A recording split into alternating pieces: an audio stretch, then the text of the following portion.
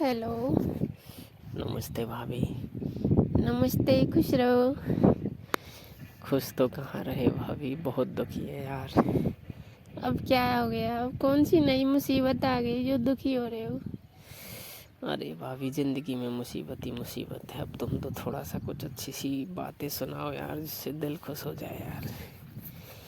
अच्छा। हाँ, बताओ। जब आपका पति प्यार करता है तो अचानक से अंदर आता है, आप काम लगे रहते हो, तो कौन सी पोजीशन में आकर आपको पकड़ता है?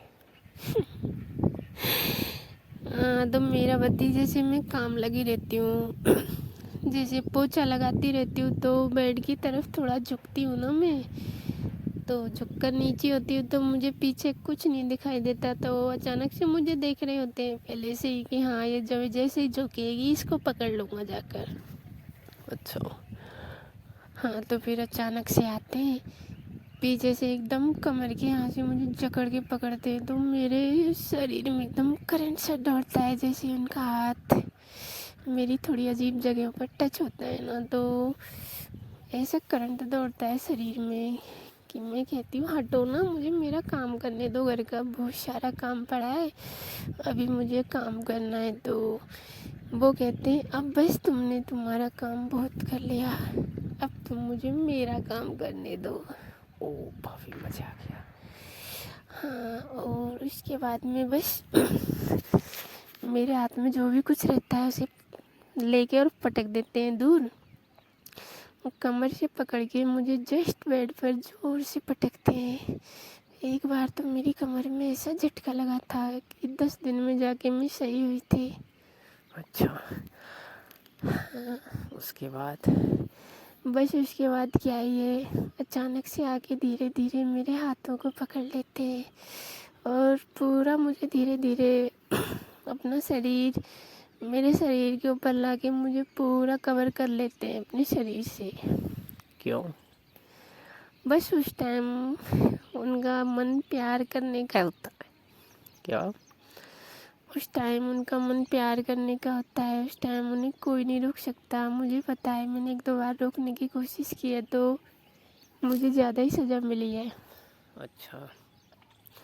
हाँ, फिर धीरे धीरे मेरे पति मुझे प्यार करते हैं, मेरे ऊपर हाथ फेरते हैं, धीरे धीरे मुझसे पूछते हैं जाने मन कैसा लग रहा है। तो मैं सारा काम, घर का काम भूल के मेरे पति के प्यार में खोती चली जाती हूँ।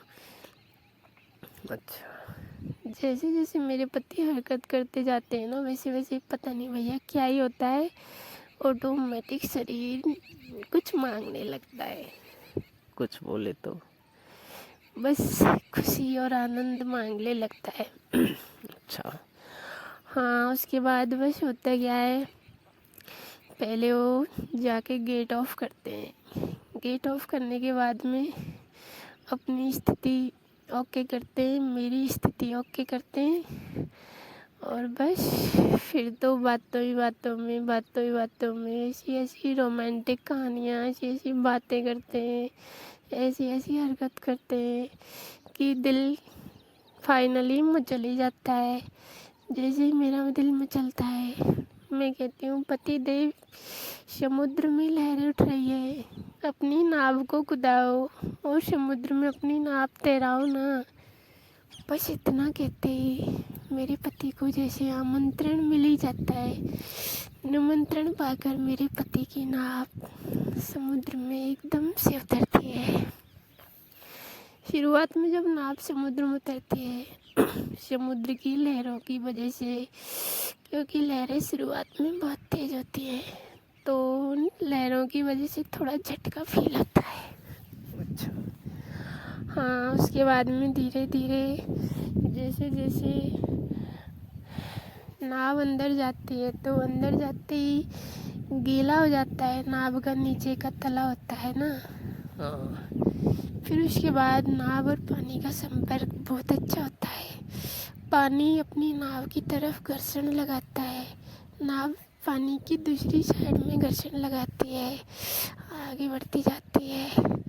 मैं उन लहरों का ऐसा आनंद लेती हूँ भैया, ऐसा आनंद लेती हूँ जैसे कि मैं समुद्र के पानी में नहीं, किसी हवा में तैर रही होती हूँ।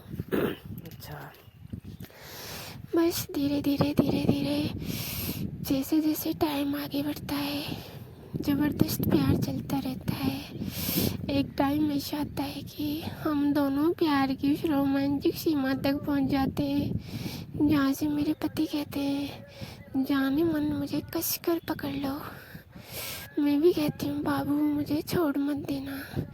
बस इतना कहते ही पानी नाव को बिल्कुल जकड़ लेते हैं। धीरे धीरे नाव की स्पीड बढ़ती है। एक टाइम ऐसा आता है समुद्र में नाव की स्पीड एकदम बहुत ही तेज हो जाती है।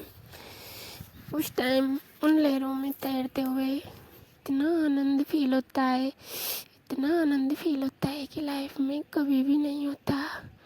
वो पल मेरे और मेरे पति के लिए सबसे सुखमय पल होता है।